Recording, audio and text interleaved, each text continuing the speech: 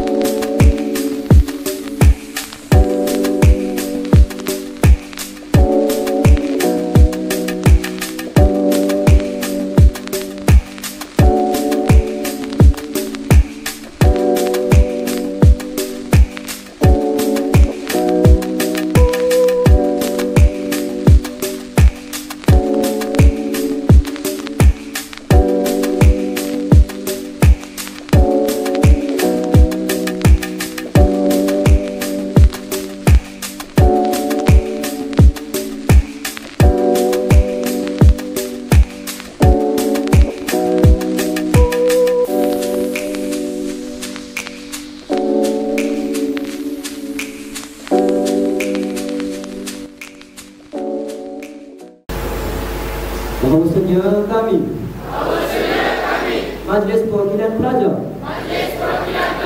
SMKA Durian Guling dengan ini berikrar bahawa kami akan menjalankan segala tugas kami dengan adil, jujur dan ikhlas.